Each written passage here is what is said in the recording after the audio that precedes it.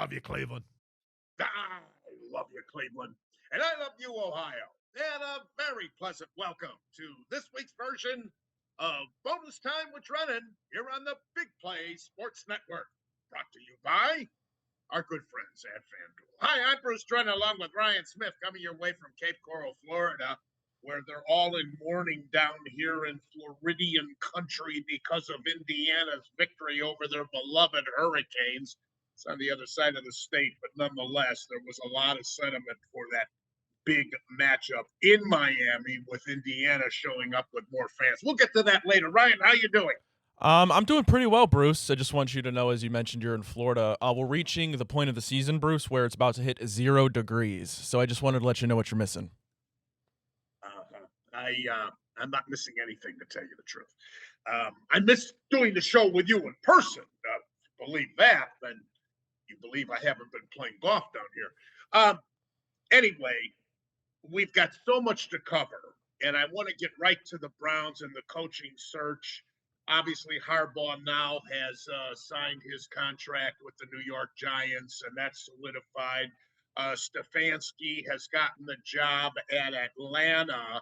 And obviously, you know, in Cleveland, he was 45 and 56, 2 playoff appearances, AP Coach of the Year twice, but 8 and 26 in his last 2 seasons as the mentor of the Browns. He inherits Michael Penix Jr. as his quarterback. And, you know, Atlanta hasn't had a winning season since 2017, and they have not won their division since then. When they made it to the Super Bowl, as a matter of fact, and they lost 34-28 to Belichick and the New England Patriots. What I find most interesting about Stefanski signing with Atlanta is that he's going to be going up against Baker Mayfield twice now, Ryan. And there's no love lost between those two because, as you know, Mayfield was drafted before Stefanski took over, and the Browns decided to go a different route, and Stefanski never talked to Mayfield when he was, escorted out of here, so to speak. Bruce, yeah, literally yesterday, as we were recording this episode on Wednesday, Baker Mayfield put out a tweet. Did you see what he said about Kevin Stefanski? I did. And he said he's looking forward to seeing you coach twice. See you next year twice, coach. He's looking forward to it. That'll be an interesting sidebar note for all of us in Cleveland, don't you think? I do, but to go back to the Stefanski thing, Bruce, I think it's a perfect fit for Stefanski. I love the situation he's walking into with obviously we'll see what happens at the quarterback position, whether it's Penix or he wants to retain Kirk Cousins, but great staff he's building there. He took Bill Callahan. He's reunited with Kevin Stefanski. That'll certainly help, and it's an easy, winnable division the second he walks in there for Atlanta, so I'm not going to be bitter about it. I wish Kevin Stefanski the best. And it's because of Atlanta that Carolina got into the playoffs instead of Tampa Bay, even though Tampa Bay beat Carolina in that last regular season game. Everybody, it was a foregone conclusion, thought that would determine the divisional champion. But because of the creation of the 3-way tie, the tiebreaker went in favor of Carolina. That was bizarre. So Baker Mayfield and company were denied a 3rd divisional crown since he arrived as their quarterback. More importantly, though, let's get back to the Browns, where obviously Schwartz has gone through his 2nd interview. And well, how about this? McDaniel, who was fired down here in Miami, McDaniel was scheduled to have his 2nd interview with the Browns today and canceled that. And since it has been revealed that he has accepted the offensive coordinator's job for Jim Harbaugh at LA for the Chargers. So in other words, McDaniel taking, I guess it was more attractive for him to be the offensive coordinator of the LA Chargers than to be head coach of the Cleveland Browns. Am I reading that wrong? I think you're reading that exactly right. Now, whether he was going to get the job here in Cleveland, actually, we're not obviously privy to that information, but I don't blame him. Head coaches, usually you get 2 times around. You fail somewhere once, you go somewhere, be good again, and then a team hires you as a head coach. I don't blame McDaniel for not using his 2nd strike on the Cleveland Browns because, as we know, that's quite the risk. Yeah, and again, as I pointed out last week, come on. Um, McDaniel, one of the few wins the Browns got this year was against McDaniel at Miami, and we annihilated them. So why would you want this guy? Any talk in Cleveland about McDermott now that he got fired by Buffalo, Ryan? You know, surprisingly, Bruce, I haven't heard really anything about McDermott other than his firing from Buffalo. I imagine he's one of those top candidates, a Stefanski like, where he's highly regarded around the league and will certainly get interviews. I'd be shocked if the Cleveland Browns didn't even reach out to him and schedule an interview. I'd be disappointed to hear that. But as of now, I haven't heard a peep out of McDermott. Right, right. Well, I'll tell you, let me go on record now as saying that I hope they hire Schwartz. Because if they don't hire Schwartz, why would Schwartz want to stay in Cleveland as the defensive coordinator? And the only positive about the Cleveland Browns is the defense and the job that Schwartz has done. And it's not just Myles Garrett. So why would Schwartz want to stay? And that might upset Garrett too. Let's consider that. But I think Schwartz deserves that other shot at being a head coach. Obviously, you mentioned 2 times around. He was at Detroit, and it didn't go so well for him. But he knows this Cleveland market so well. He knows the personnel. He can, get some smart offensive coaches in there to help evaluate.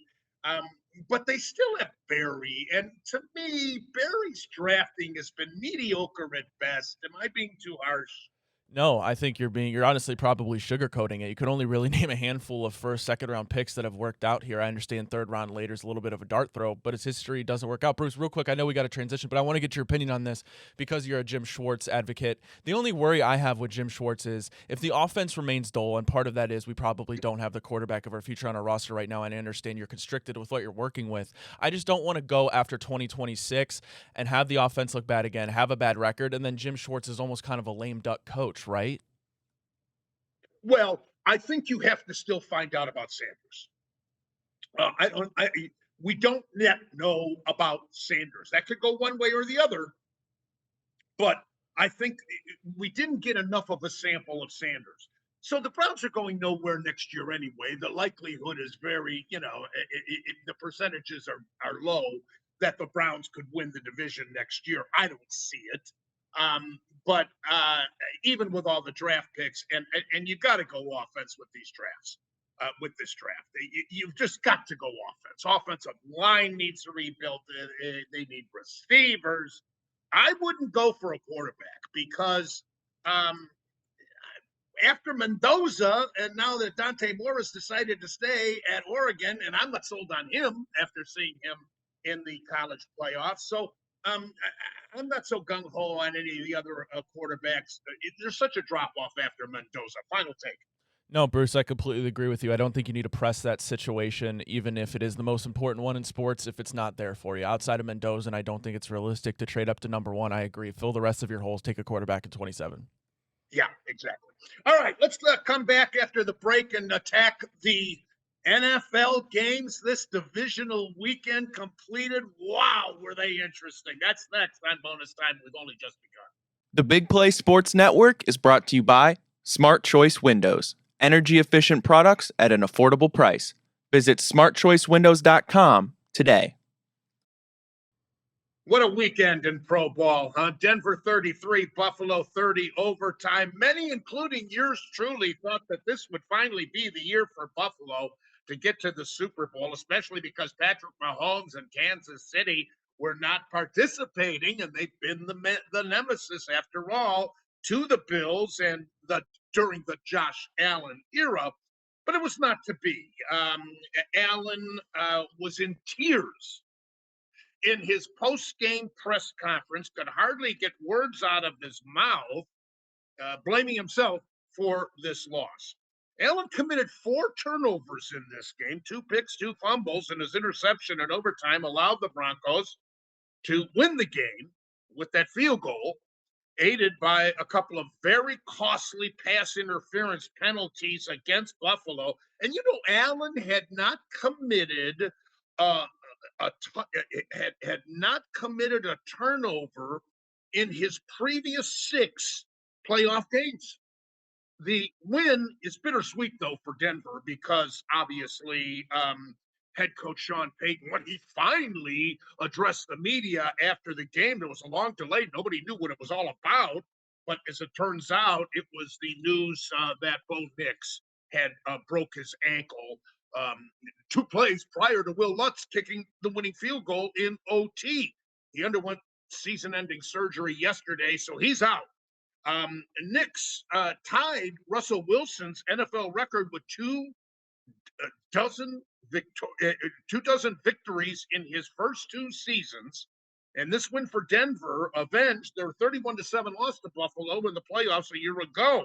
As a result of this devastating loss, Buffalo, of course, has fired head coach Sean McDermott. Second most wins, 98, by a head coach to never make it to the Super Bowl. That record is since 2000.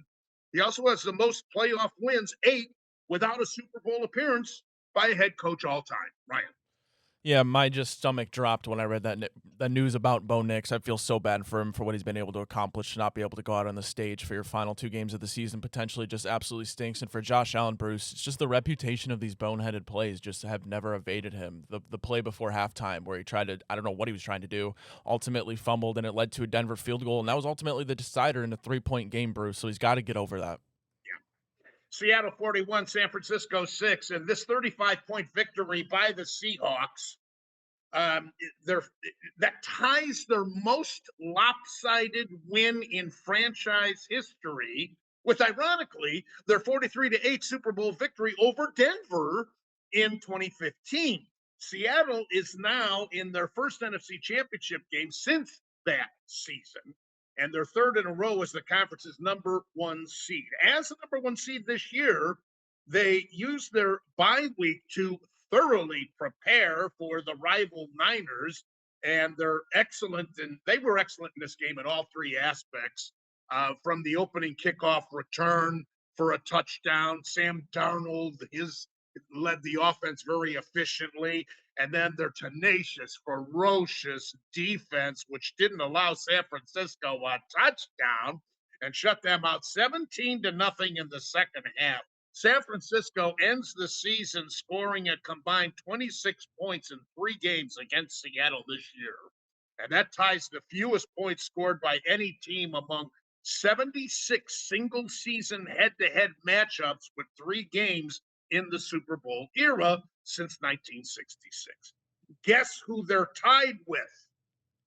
Yeah, the Cleveland Browns against Pittsburgh in 1994. How about that? This was Seattle's first home playoff game in front of their fans in nearly a decade. Quarterback Sam Darnold, who had been listed as questionable for their game because of that oblique, was 12 of 17, a touchdown for an impressive 110.9 quarterback rating. This was an exceptionally satisfying win for Darnold, who you'll recall flopped last year in his playoff debut with Minnesota, a 27-9 loss to the LA Rams, where he was sacked 9 times in that game. And the last time Seattle was in the playoffs was 2020 when they lost to LA with no fans in the stands because that was a COVID year. So Seattle has played in 3 Super Bowls, the last 2 under Pete Carroll, and their win, they won 1, they lost 1, and they now are on the verge of playing in their 4th, thanks to the great work of their second-year coach, Mike McDonald, and his staff. Right. I think the Seahawks right now, Bruce, got to be the Super Bowl favorite. They remind me a lot of the Eagles, the Super Bowl champions last year. They play incredible defense, and they pound the rock. And you just need consistent, good quarterback play. And right now, Sam Darnold's been able to provide that. Big injury. They lose Zach Charbonnet for the rest of the year. I believe torn ACL, so that's certainly going to hurt them. But, Bruce, I think defense that proves still maybe wins championships. New England 28, Houston 16. Last week I told you how terrible I thought C.J. Stroud was, former Buckeye, in that first half. To his credit, he succeeded just enough in the second half to pull off the victory. However, Stroud reached a new low in this loss to the Patriots. He threw 4 interceptions in this game, and he completed just 45% of his passes. He finished with an embarrassing 28% quarterback rating including his win versus Pittsburgh. Stroud became the first player in NFL history with 5+ interceptions and 5+ fumbles in his same postseason. Not even the great Houston defense could save him and bail him out. Meanwhile, what former Buckeye Mike Vrabel, how about Mike Vrabel and the job that he has done with New England is extraordinary. First-year coach, really amazing. Second-year quarterback Drake May and Vrabel led a smothering, relentless defense Patriots had. They're now 16-3 and heading to the AFC Championship. New England has won 15 of their last 16 games.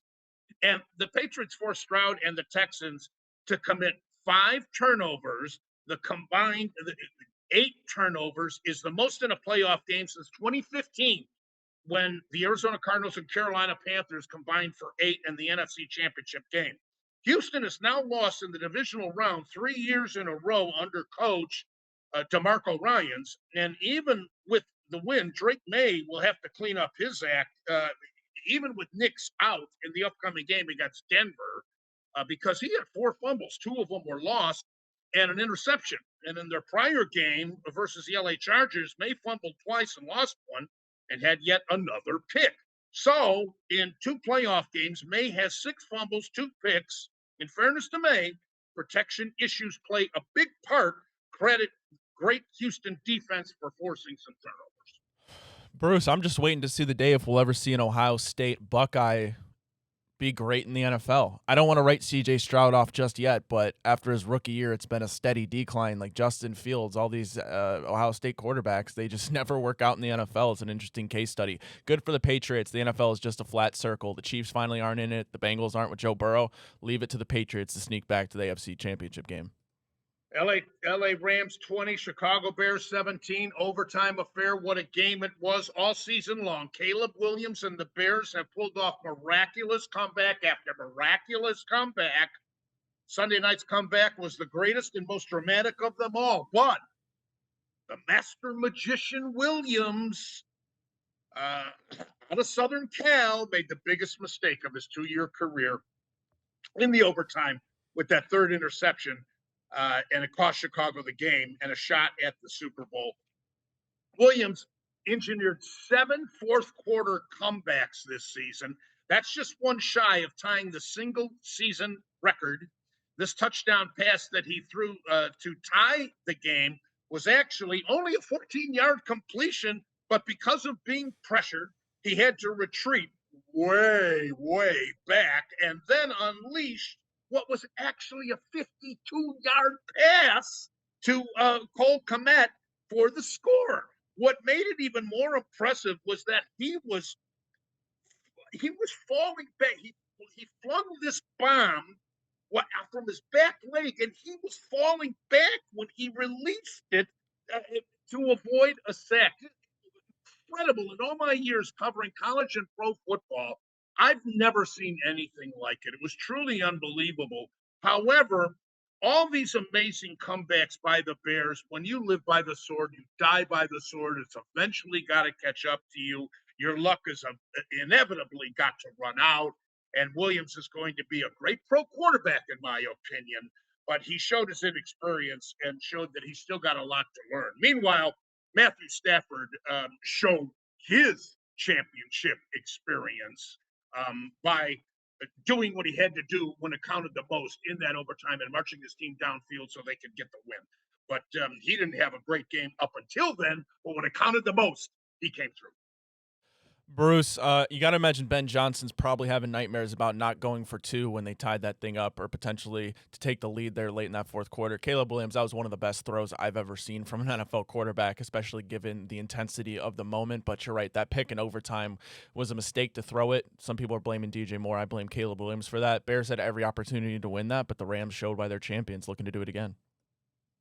When we come back, take a look how Ryan and I did in the pro predictions and the Indiana-Miami National Championship. That's next on Bonus Time, brought to you by FanDuel. The Big Play Sports Network is brought to you by Garage Beer. No bitterness, no frills, no IPA, just beer-flavored beer. Find local retailers who sell garage beer near you by visiting drinkgaragebeer.com. I hated to give Ryan the bad news because during the break, he thought he did better than what he actually did last week in our picks. There were 5 games, the 4 pro games, and the 1 college game. So we both went 2-3. I was shaking, though, after Saturday. You got both games right on Saturday. You had Denver and you had Seattle. So I was saying, oh, no. But then on Sunday, you had Houston. And I took New England, so that was good. And then I took the Bears, and you had the Rams. That was 3.5. That hook got you, and we both failed on Indiana. I thought for some reason the spread in the Bears-Rams game was 2.5. It was 3.5. You're right, so I did get that one wrong, and I completely forgot we handicapped the Indiana game. So you're right, Bruce, 2 for 3. Well, we only got a couple more games, a couple weeks left to do this. Well, we got screwed on Indiana, too, in a way, because it was -7. We both took Indiana, and they won the game by 6. So on the season, I am 55-60. Ryan is 48-54. He missed a couple of weeks. And so my percentage is ever so slightly better than Ryan here. And we've got a couple of games to pick this coming weekend with the championships. Let's find out who we like in those 2 games next on Bonus Time.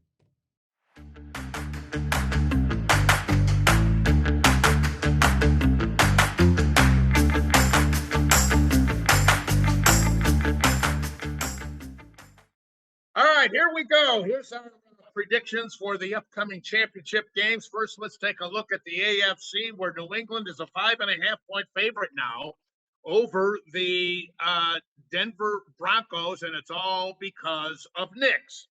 These 2 teams are facing each other for the 3rd time in the AFC title game in the last 13 years. The previous 2 were both played in Denver, and the Broncos won both of them. Denver would probably have been the favorite in this game if Bo Nix had not broken his ankle on the second to last play of Denver's playoff victory over Buffalo. So enter Jarrett Stidham. Who? He's 29 years old. He has only 4 career starts. He hasn't thrown a pass in the National Football League since Week 18 in 2023. He's a Texas native who originally committed to Texas Tech, but decommitted when he realized that Patrick Mahomes was going to be the starting quarterback at Texas Tech for the Red Raiders. So he went to Baylor instead, and he later transferred from there to Auburn, where he actually earned second-team All-SEC in 2017. That season, he beat number 1 ranked Georgia. And then he later beat, at that time, number 1 ranked Alabama. He entered the NFL draft in 2019 and was a 133rd pick by the New England Patriots. He was second on the depth chart to a guy by the name of Tom Brady. He was then traded by New England and Las Vegas in 22. In 23, he signed with Denver. I give you this background for a reason. Don't assume necessarily this is going to be an easy win for New England, and here's why. Denver's at home, and the altitude always plays a part for the visiting team. Stidham knows Sean Payton's offensive system very well. Denver's offensive line tied for the fewest sacks allowed in the National Football League this year. Denver's defense ranks in the top 3 in the league and in points per game allowed. And they also are top 3rd in third down percentage. However, I like New England here. Mike Vrabel, Drake May, and a great defense, which was all but they're going to be all over this guy, Stidham. Stidham becomes just the 7th quarterback to make his first career start of the season in the playoffs. The others, Roger Staubach, Gary Danielson, Joe Webb, Connor Cook, and Taylor Henneke, and they all lost. The only quarterback that won was Frank Reich, and he won 2 games. Right? It's going to be interesting, that's for sure, Bruce. I lean the Patriots. I just don't think Jarrett Stidham's going to have enough. But remember, Nick Foles did it about almost a decade ago now, so it's always certainly possible. I just don't see them being able to keep up without having Bo Nix's mobility. I think that's a big aspect of his game that they've used throughout this season, so I'll take the Patriots to cover. LA Rams are getting 2.5 at Seattle. The Rams are heading to the NFC Championship game for the first time since 2021. That year, they went to the Super Bowl and they won it 23-20 over Joe Burrow and the Cincinnati Bengals. Now, the Rams and Seattle Seahawks split their two NFC West games this year. Rams won in Week 11, 21-19 in LA, and Seattle won 38-37 in overtime in Week 16 in Seattle. And even though Seattle will sorely miss star quarterback Bo Nix, I beg your pardon, Zach Charbonnet, the running back, consider this. The home team has gone 10-2 in the last 12 NFC title games. Seattle is 9-0 this year when they have 0 or 1 turnover in a game. They are 6-3 when they turn it over 2 times or more.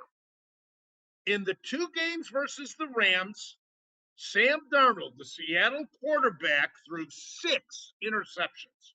Darnold had more turnovers than any other player in the NFL this season, 14 picks and 6 fumbles lost. Only one quarterback has led the NFL in turnovers and won the Super Bowl. That was Eli Manning in 2007. The Rams have the highest scoring offense in the NFL. Seattle's defense has allowed the fewest points. I'll let you pick first. Well, Bruce, I said earlier I think the Seahawks should be the Super Bowl favorites, so I'm sticking to my guns there, and I'm taking them to win this game. The Rams have been playing tremendous. Matthew Stafford, eventual MVP. I just think playing 3 straight road games is eventually going to catch up to them. You escape Carolina, you escape Chicago. It's a different atmosphere there at Lumen Field in Seattle. I think that defense is just way too – I can't even find an adjective for them. They're so good, Bruce. I think Sam Darnold limits the turnovers, and they do enough to get this one in advance to the Super Bowl. What's the most important position on the field? That would be quarterback, Bruce. Who's the better quarterback? I suppose the eventual Hall of Famer, Matt Stafford. I go with him. I go with LA. And we shall see. We shall see. That's ever so slightly our head-to-head this year. We'll be back in a minute. We're going to cover a team by the name of Indiana National Champions. We'll be right back.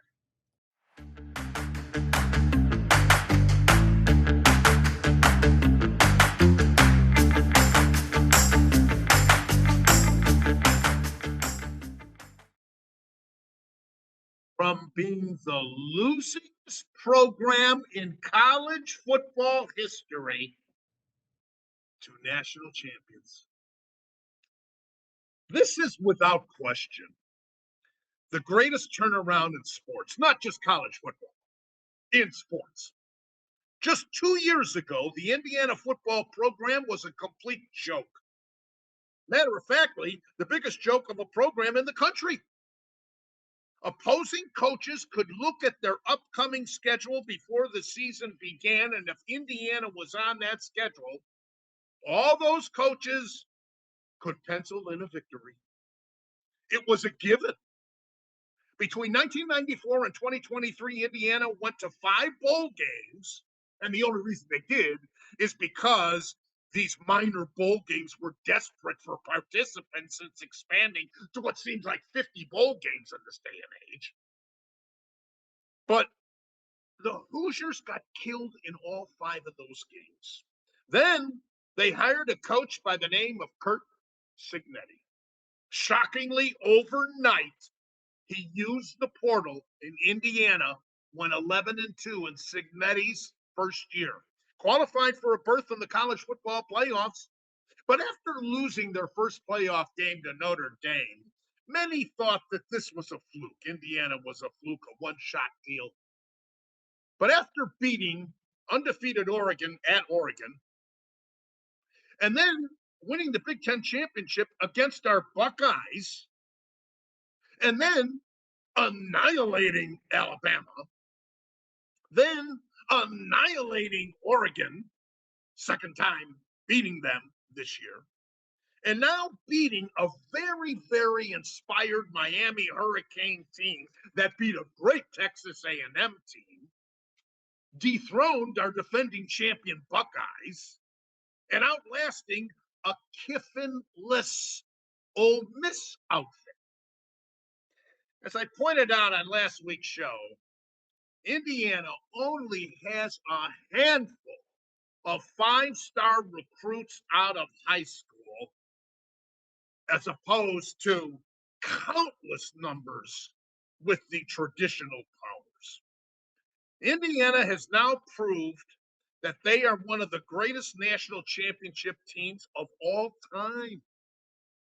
They may be the most complete champion of all. They simply don't have any weaknesses.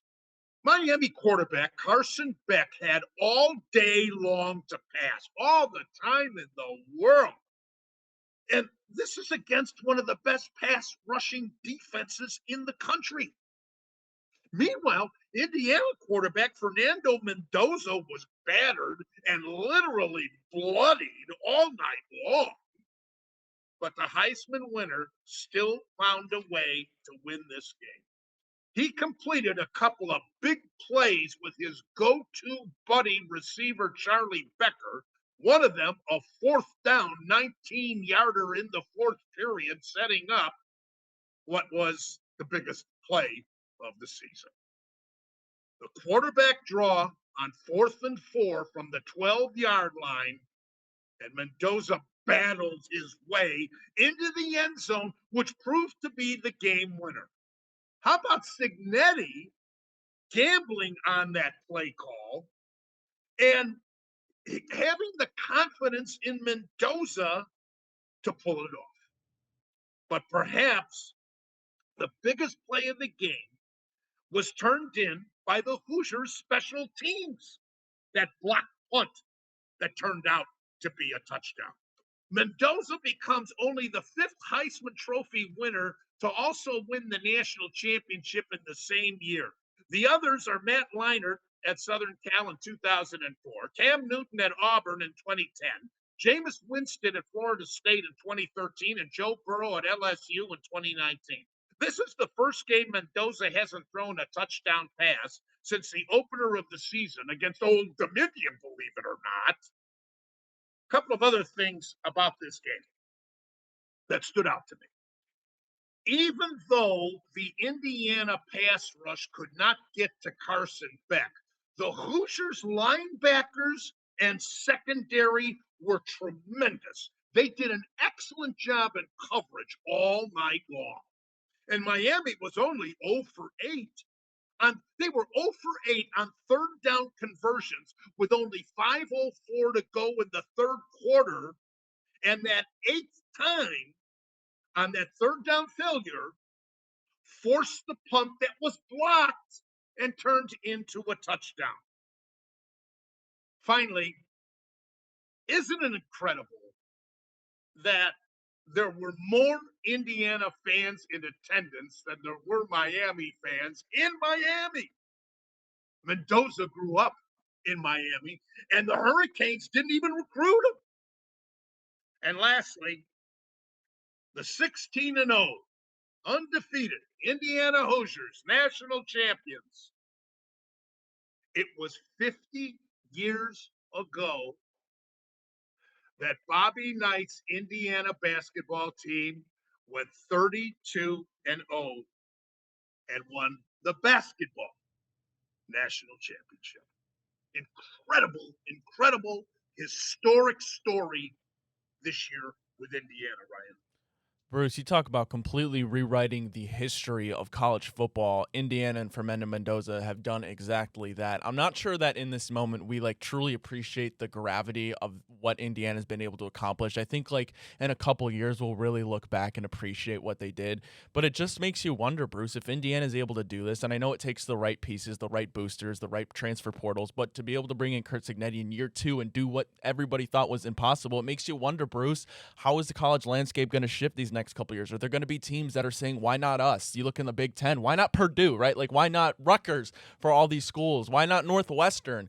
Indiana gave you the formula. It's not easy to replicate, but for the first time in this era of transfer portal NIL, the formula is out there. Yeah, and not just Indiana. Texas Tech coming out of the Big 12. Mississippi, Ole Miss coming out of the SEC. Great point. No question. What a story. What a story. All right, we'll be back in a minute. Ask Bruce segment is next. Bonus time with Drennan here on the Big Play Sports Network.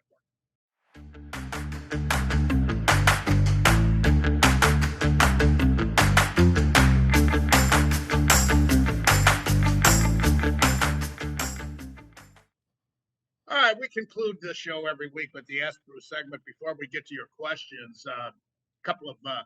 We don't want to ignore the Cavs or the Guardians.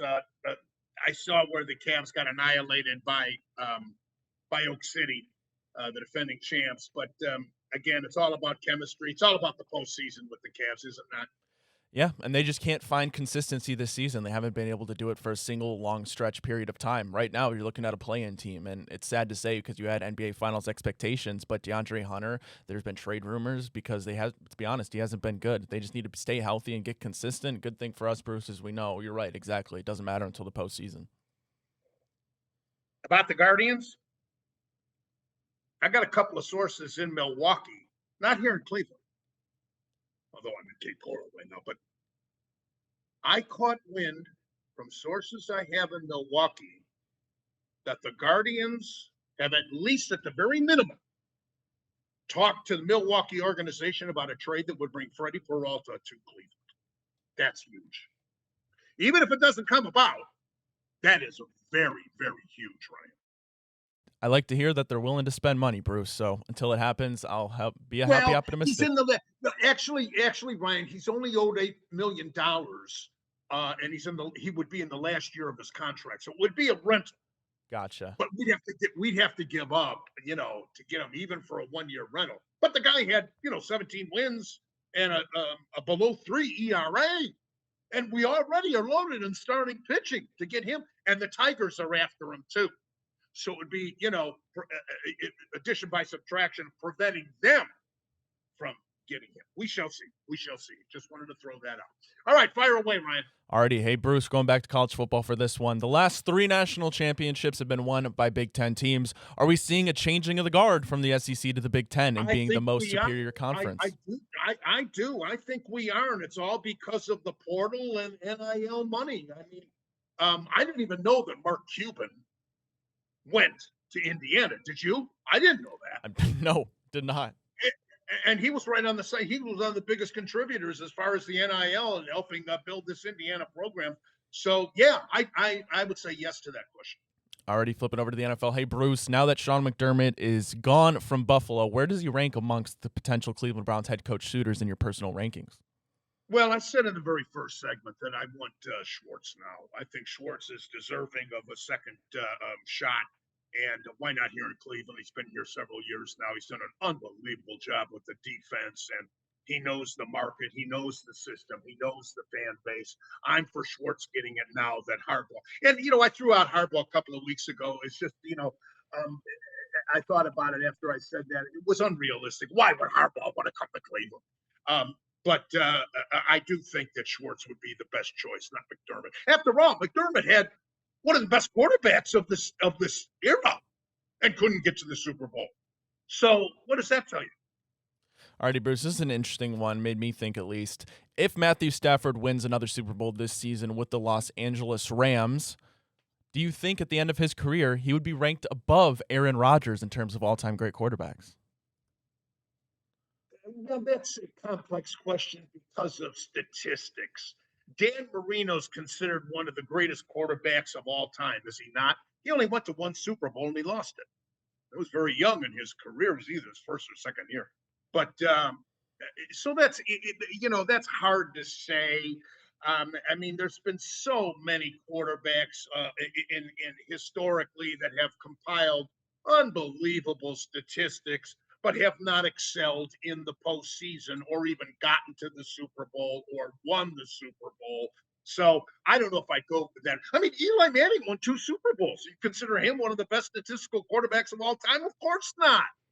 Even Bart Starr in his era was a true championship-leading quarterback. But his statistics weren't as good as Johnny Unitas of the same era. So there's many comparisons throughout history. Alrighty, last one for you, Bruce. We'll go back to college football. Hey, Bruce, do you think in the next 5 or so years this Indiana-type turnaround will be a trend, or do you think this was more of a one-type thing for a program to have a massive turnaround like this? That's a very curious question. I don't know how to answer that. I think it's going to be fascinating to see. You and I touched on it in the previous segment. They're talking about Ole Miss and Texas Tech, as well as this extraordinary Indiana story. So we shall see the kind of money that these alums pour into these programs that no one has even considered, like the case was with Indiana. You mentioned Purdue. There's a basketball powerhouse that hasn't been a football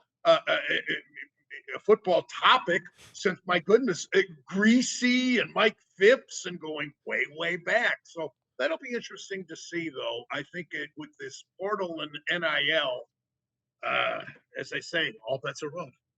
And that's all the time for this week's version of Bonus Time with Drennan here on the Big Play Sports Network, brought to you by our good friends at FanDuel. I'm Bruce Drennan. On behalf of Ryan Smith, have a great week. We look forward to having you join us next week as we'll start previewing the upcoming Super Bowl. Until then, as always, and most importantly, you remember, I love you, Ohio, and I love you, Cleveland.